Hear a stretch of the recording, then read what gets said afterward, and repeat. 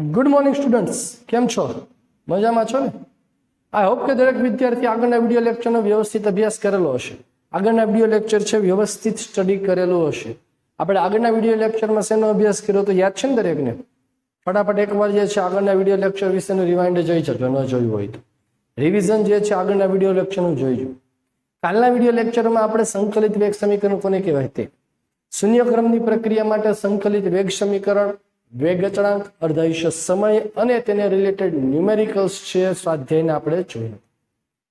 Same વસ્તુ આજના video lecture માટે 3 પ્રશ્નો. પ્રથમ ક્રમની પ્રક્રિયા માટે સંકલિત વેગ સમીકરણ તારવું, પ્રથમ ક્રમની પ્રક્રિયા માટે વેગ અચળાંકનું k નું મૂલ્ય તારવું અને અર્ધાયુષ્ય સમય t1/2. બરાબર છે? ચાલો શરૂ કરીએ છીએ. પહેલો પ્રશ્ન કે પહેલો પ્રશ્ન એ છે પ્રથમ ક્રમની પ્રક્રિયા એટલે શું? તો કહેવાય પ્રથમ ક્રમની પ્રક્રિયા એટલે પ્રથમ ક્રમની પ્રક્રિયા એટલે પ્રક્રિયાનો વેગ એ પ્રક્રિયકની સાંદ્રતાના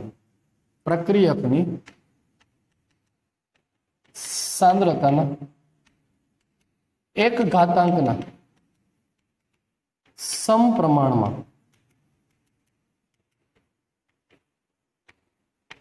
હોય છે. પ્રક્રિયાનો વેગ એ પ્રક્રિયકની સાંદ્રતાના એક ઘાતાંકના સમપ્રમાણમાં હોય માટે વેગ is equal two k into r⁻1. વેગ એટલે શું લખી શકાય? Minus dr/dt is equal two k into r. r ને અહીંયા નીચે લે, dt ની સામેની બાજુ જવા દે તો શું લખાય? 1/r into dr. માઇનસ આ બાજુ છે એને આ બાજુ લઈ જશે, માઇનસ k ઇન્ટુ dt. હવે આ સમીકરણ જે છે સમીકરણનું સંકલન કરતા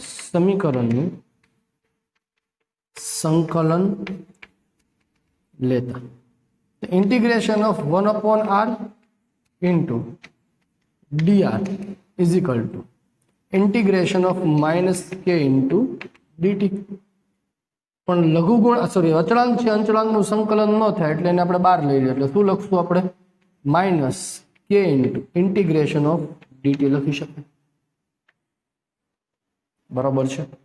ચાલો 1/r નું સંકલન તમને ખબર છે શું થવાનું છે? 1/r નું સંકલન તો કે ln r. લઘુગુણાંક જે છે એ 2 ના પાયા પર હોય, એક e નો પાયો પર હોય ને એક 10 ના પાયા પર.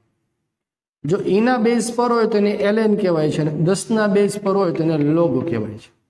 એટલે અહીંયા e ના બેઝ પર આવે છે, તેથી ln r is equal two minus k integration of dt. લઘુગુણાંક સંકલન અને વિકલન શું થવાનું છે? કેન્સલ. t પ્લસ c, જ્યાં c ઇઝ ઇક્વલ ટુ સંકલન અચળાંક છે. c બરાબર 0 સમયે r બરાબર r0 લખી શકાય. t બરાબર 0 સમય, t બરાબર 0 એટલે કયો સમય થયો? કે પ્રારંભિક સમય. પ્રારંભિક સમયે પ્રક્રિયકની સાંદ્રતા r0 જેટલી હોય. અહીંયા જે છે એ t સમય બાકી રહેતી સાંદ્રતા. શબ્દો પર ભાર દઉં છે, સમજો. આ જે સાંદ્રતા છે એને આપણે t સમયે બાકી રહેલી સાંદ્રતા લઈએ છીએ. t સમયે હાજર કેટલી છે સાંદ્રતા? તો પ્રારંભિક સમયે સાંદ્રતા કેટલી હાજર હોય? તો કે r0 જેટલી. સમીકરણમાં મૂકો તો શું લખાય? ln r0 is equal two minus k into 0 plus c. 0 into k cancel. c is equal two શું થવાનું? ln r0. ln r0 ને સમીકરણમાં મૂકો તો શું લખાશે? ln rt is equal two minus kt plus ln r0. આટલું તમે જો કરો એટલે તમારો પહેલા પ્રશ્નનો જવાબ પૂર્ણ થઈ શકે. પ્રથમ ક્રમની પ્રક્રિયા માટે સંકલિત વેગ સમીકરણ તારવું.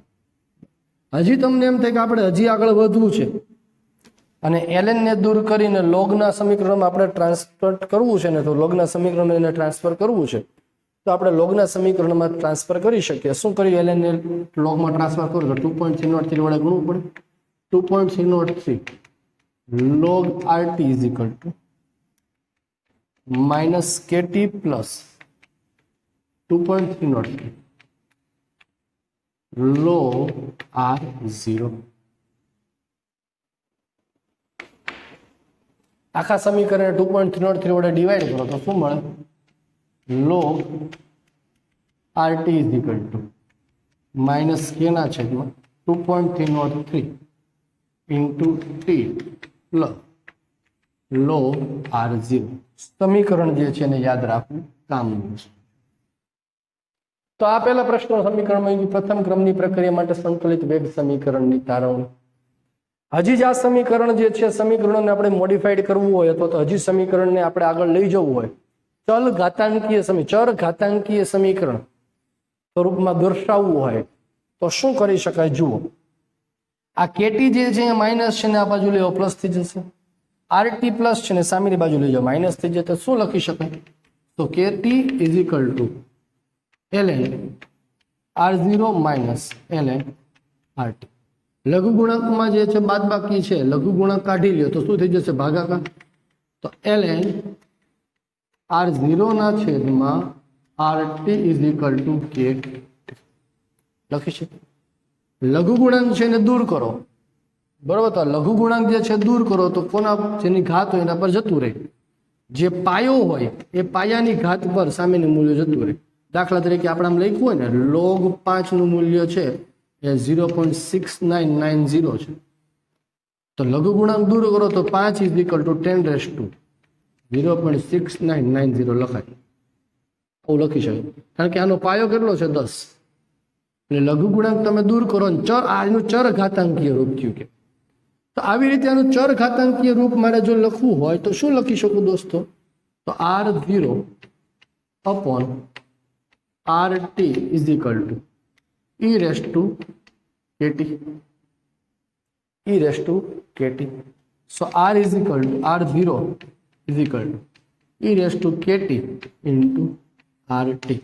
આ જે સમીકરણ આપણને મળ્યું એ સમીકરણને પ્રથમ ક્રમની પ્રક્રિયા માટેનું ચર ઘાતાંકીય સમીકરણ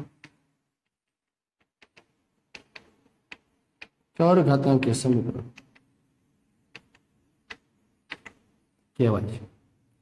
ચર ઘાતાંકીય સમીકરણ કહેવામાં, બરોબર? તો આ પ્રારંભિક સમય અને ટી સમયની વાત કીધી. ધારો કે બે જુદા જુદા સમયની વાત હોય, ધારો કે એવું કીધું કે ધારો કે T1 સમયે સાંદ્રતા R1 છે અને T2 સમયે સાંદ્રતા R2 છે.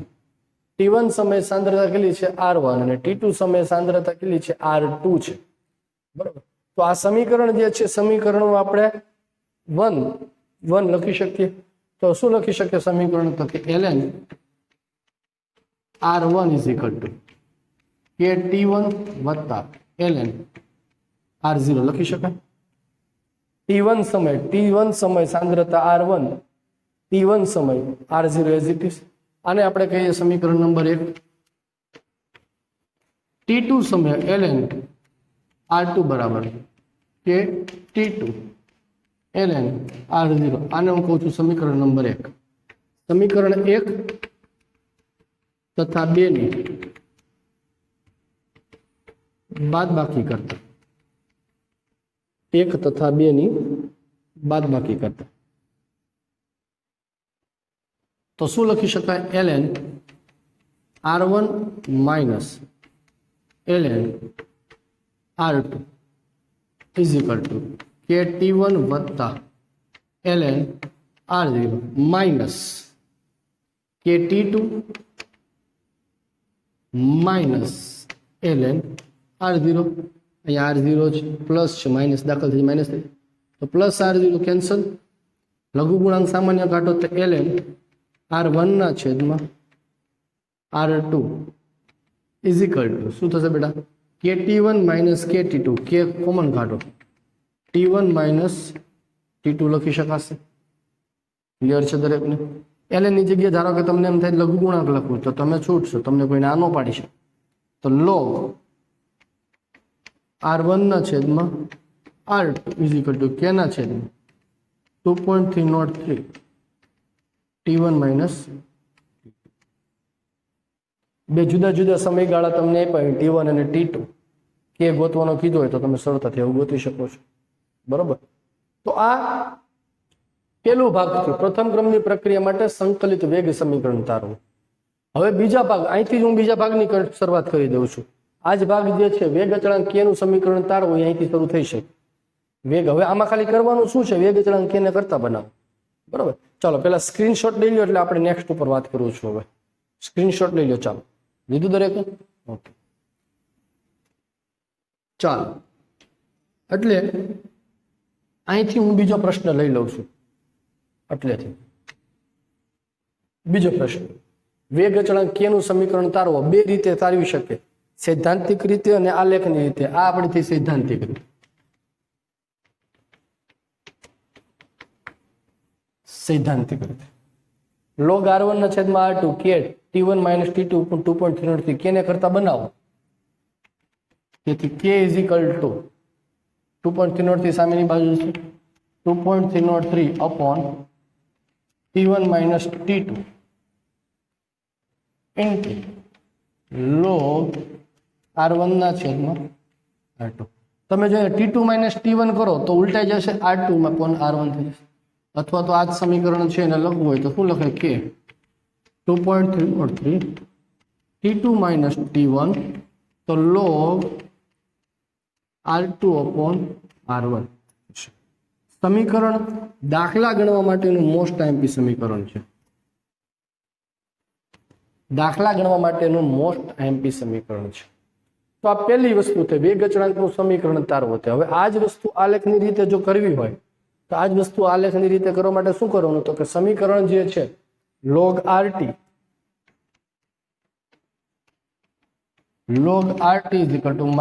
k upon 2.303 upon t plus log r0 ને y બરાબર mx plus c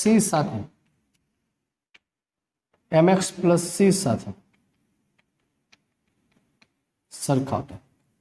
log rt minus k upon 2.303 log r0, આ જે સમીકરણ તૈયાર હોય એ સમીકરણને y બરાબર mx plus c સાથે સરખાવો, બરોબર. તો y અક્ષ પર જે છે શું આવવાનું છે,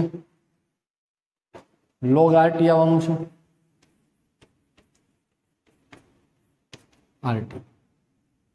x અક્ષ પર સાંદ્રતા t, માઇનસ છે આલેખ, એટલે વેલ્યુ જે છે તમે આ આલેખ તમારો નીચેની બાજુ આવશે. આલેખનો જે ઢાળ મળે એ ઢાળ કોના જેટલો મળવાનો છે, -k upon 2.303 જેટલો. આંતરછેદ જે મળે એ log r0 જેટલું થાય. તેથી આલેખ પરથી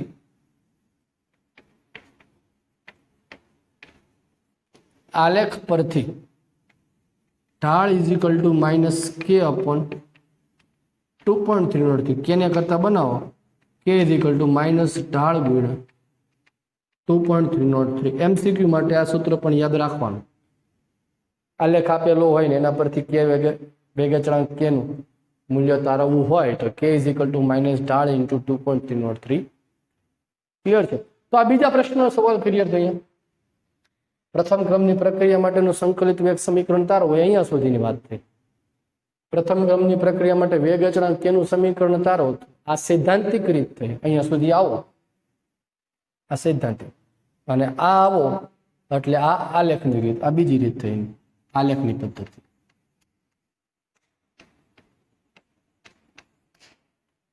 હવે વાત કરીએ ત્રીજા પ્રશ્નની. પ્રથમ ક્રમની પ્રક્રિયા માટે અર્ધાયુષ્ય સમય t½ મેળવવું, બરોબર.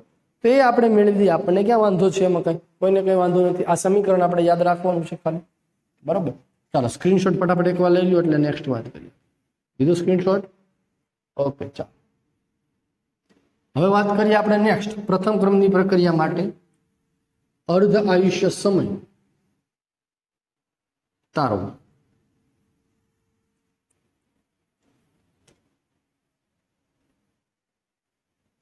અર્ધાયુષ્ય સમય કોને કહેવાય આપણે ખ્યાલ છે, પણ ફરી પાછી આજે વ્યાખ્યા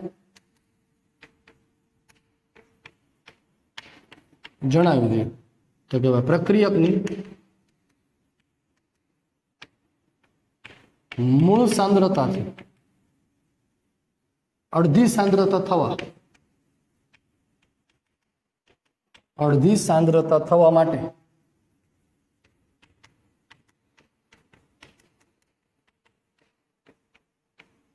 લાગતા સમયને અર્ધાયુષ્ય સમય કહેવાય.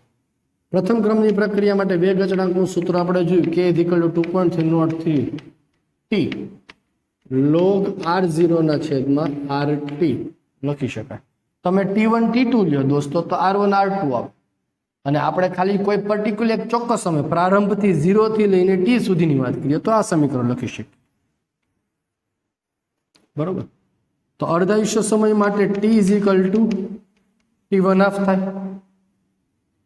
મૂળ સાંદ્રતાથી અડધી સાંદ્રતા થવા માટે લાગતો સમય તો r t બરાબર શું લખી શકું તો કે મૂળ સાંદ્રતા કેટલી હતી r0 એમાંથી t1/2 સમયે વપરાઈ ગઈ કેટલી હશે જો આ ધ્યાન આપજો.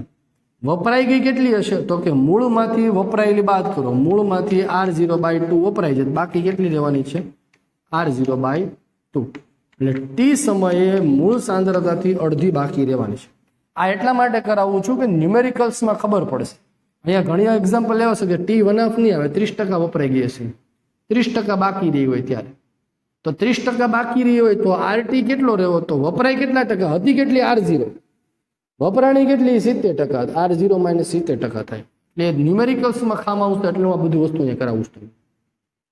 ચાલો t t1/2 અને rt r0/2 સમીકરણમાં મૂકીએ તો શું સમીકરણ મળે k 2.303 t1/2 log r0 ના છેદમાં r0/2 log r0 ના છેદમાં r0/2 t1/2 ને કરતા બનાવો t1/2 2.303 k છેદનો છેદ અંશમાં જતો રહેશે log 2 r0 ના છેદમાં r0 cancel t1/2 2.303 k log r0 0.3010 log 2 ની વેલ્યુ 2.303 into 0.3010 કરો t1/2 બરાબર 0.693 k.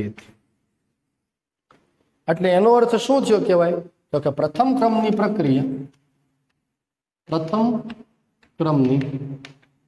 પ્રક્રિયા માટે t1/2 એ સાંદ્રતાથી સ્વતંત્ર છે અને વેગ અચળાંકના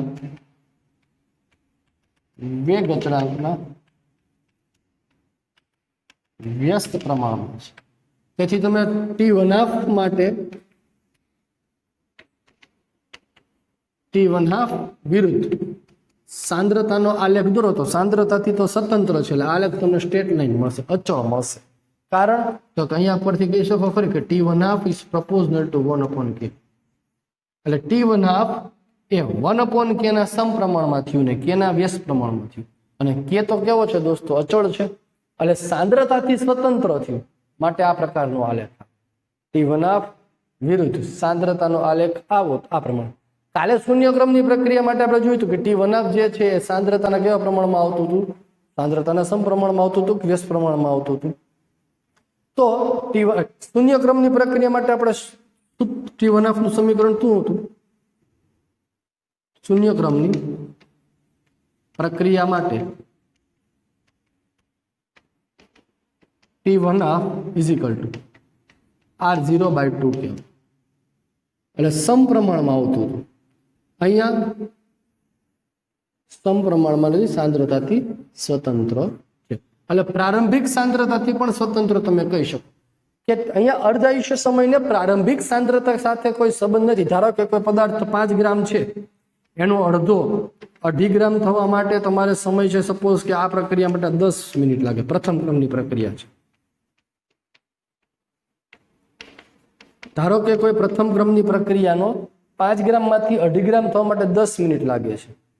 હવે આજ 5 ગ્રામની જગ્યાએ તમે 10 ગ્રામ લ્યો સાંદ્રતા ડબલ કરી નાખી અહીંયા તો સમય ડબલ નહીં થાય, 10 માંથી ફરી પાછા 5 થવા માટે તો 10 મિનિટ જ લાગે.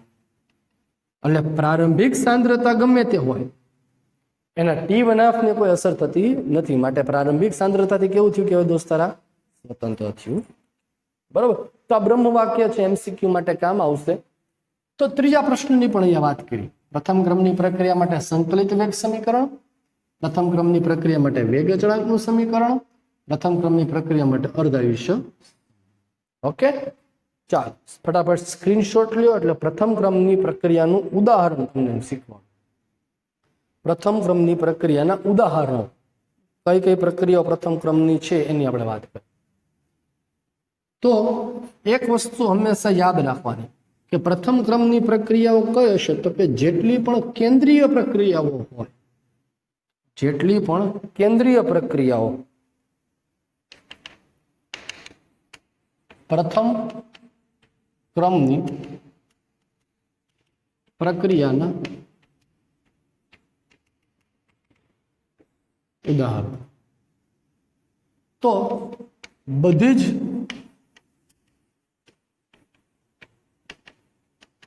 કેન્દ્રીય પ્રક્રિયાઓ એટલે કે ન્યુક્લિયર વિખંડનની પ્રક્રિયા,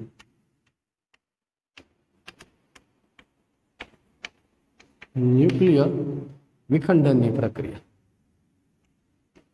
22688 રેડિયમ, રેડિયમનું ન્યુક્લિયર વિખંડન થઈ એમાંથી 22286 રેડોન મળે અને આલ્ફા કણ જે છે હિલિયમ ઉત્સર્જિત થાય.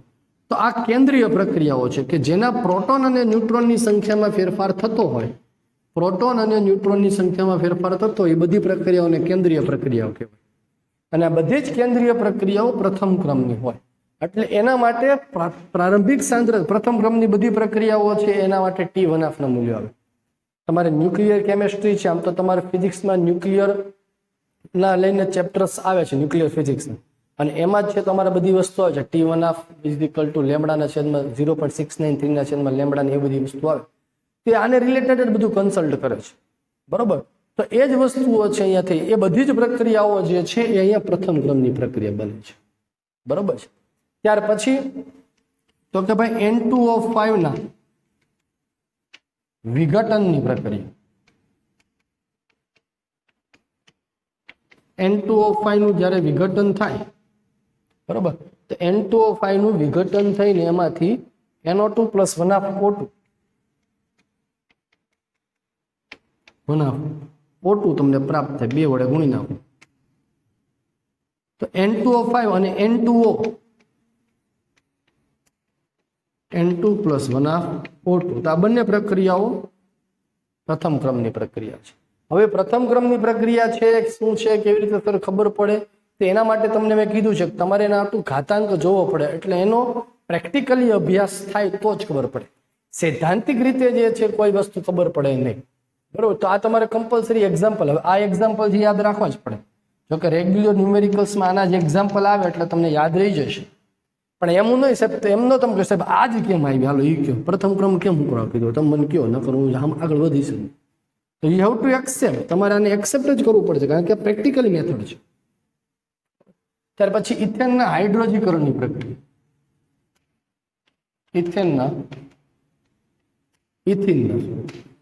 ઇથિનના હાઇડ્રોજિનેશન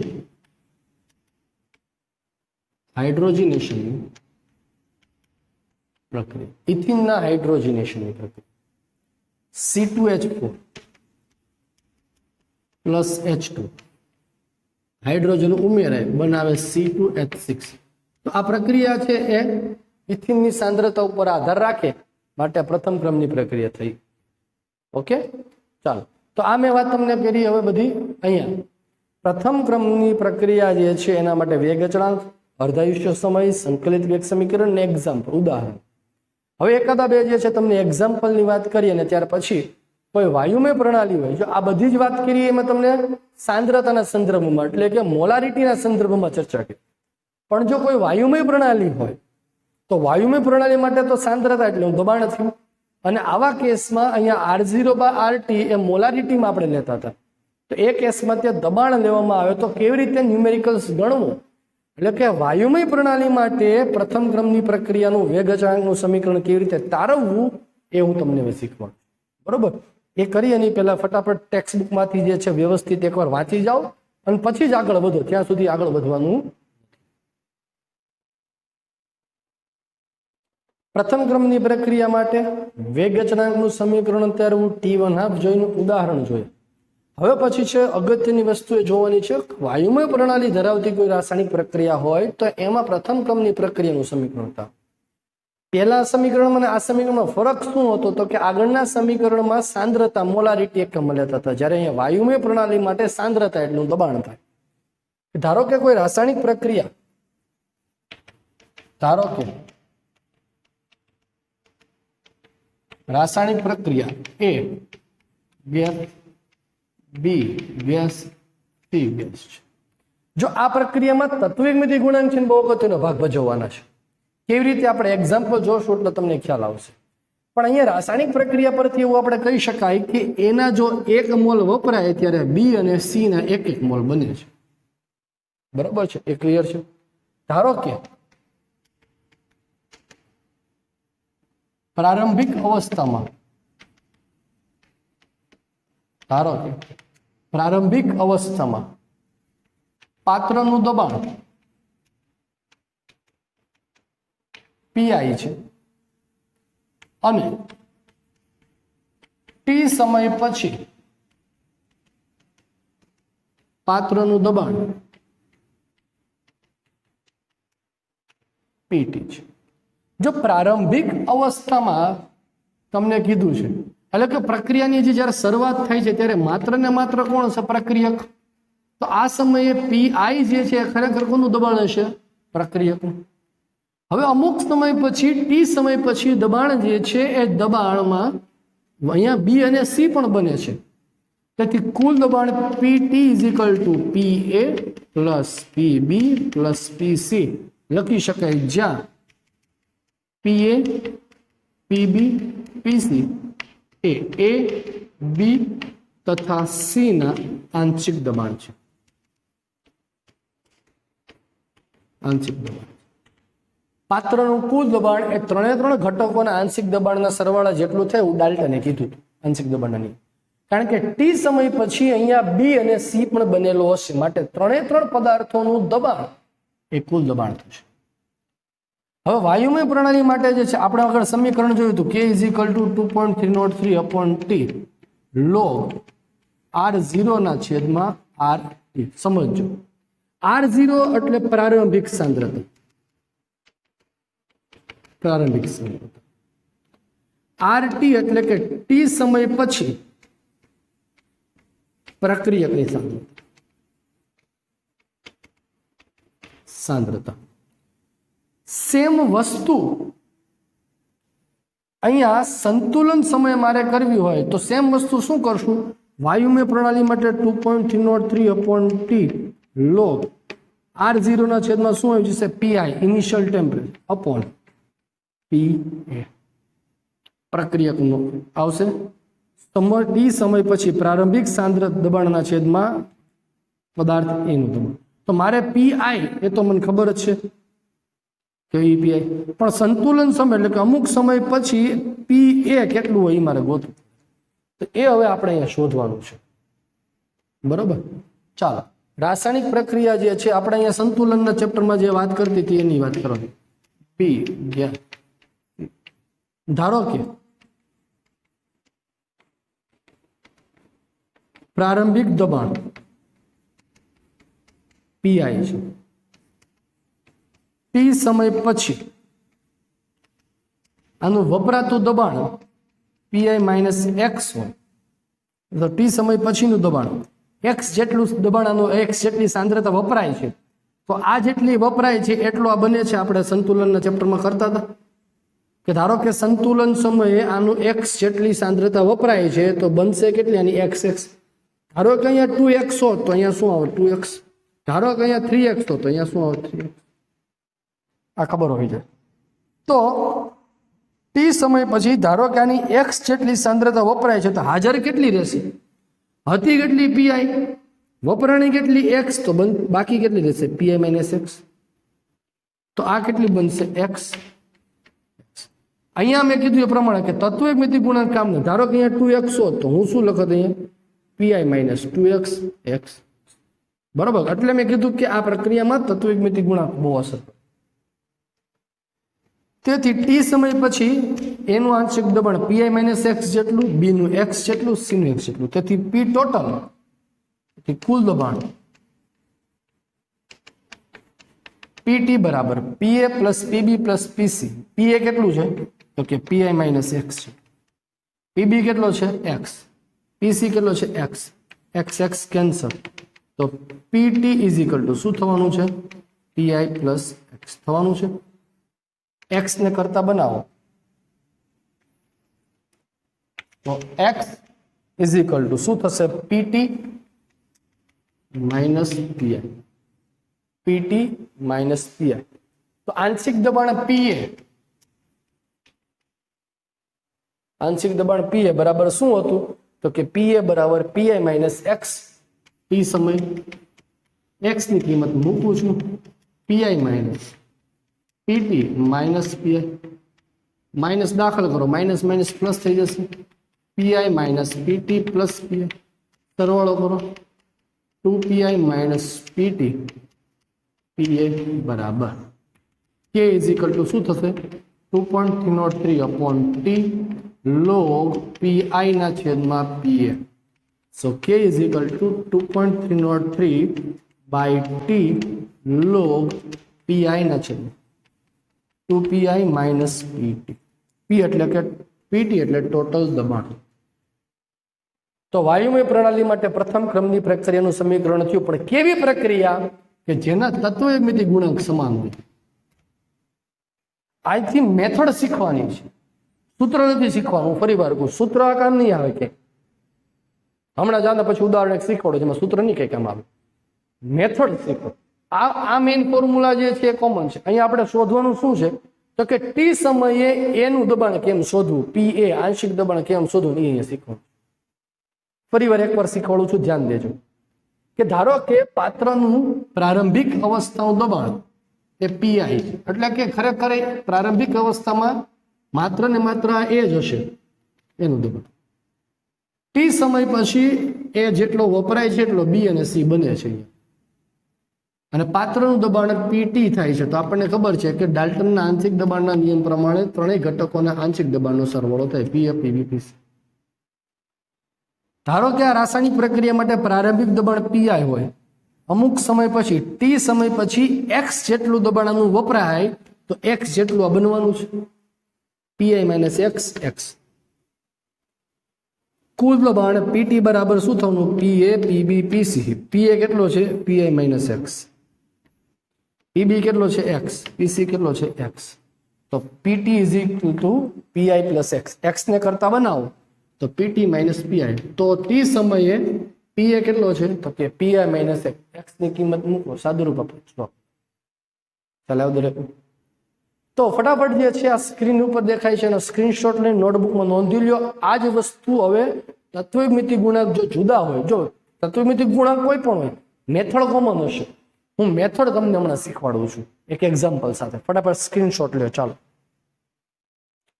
ઉદાહરણ સાથે આગળની રીત આપણે સમજીએ। ઉદાહરણ તમને આપ્યું છે ટેક્સ્ટ બુકમાં કોયડા નંબર 4.6।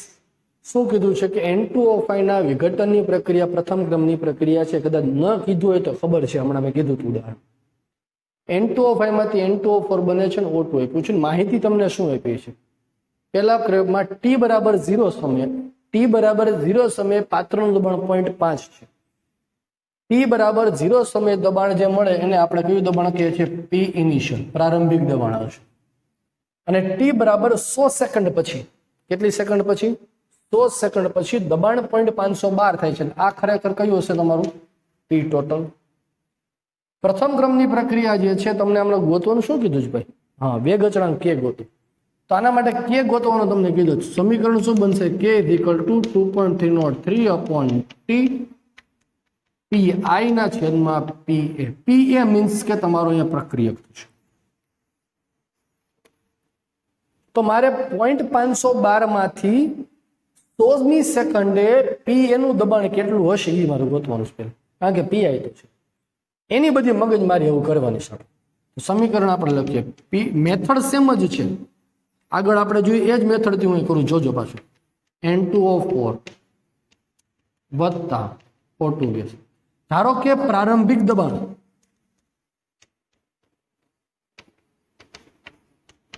0.5 છે. 100 સેકન્ડ પછી નું આંશિક દબાણ આની સાંદ્રતા જેટલી વપરાય એટલી આની બને, એના કરતા અડધી આની બને. 2 2 1. ધારો કે આની x 2x જેટલી સાંદ્રતા વપરાય છે, તો બાકી કેટલી હશે દબાણ? તો કે 0.5 માઇનસ 2x. ધારો કે આનું 0.5 માંથી 2x જેટલું દબાણ વપરાય છે, તો જો આનું 2x જેટલું વપરાતું બાકી કેટલું હશે? 0.5 માઇનસ 2x. આનું કેટલું બનશે? 2x. આનું કેટલું બનશે? x. આ ક્લિયર હોવું જોઈએ. તેથી P total is equal two Pn2O5 વત્તા Pn2O4 વત્તા PO2. ચાલો, Pn2O5 આપ્યો છે, કેટલો છે? 0.5 માઇનસ 2x. N2O4 કેટલો છે? 2x. O2 કેટલો છે? x. 2x 2x શું થશે? કેન્સલ. તો P total is equal two શું બનશે અહીંયા? 0.5 વત્તા x. 0.5 વત્તા x. x ને કરતા બનાવો. x is equal two 0.5 sorry PT minus 0.5 બનશે. x is equal two PT minus 0.5.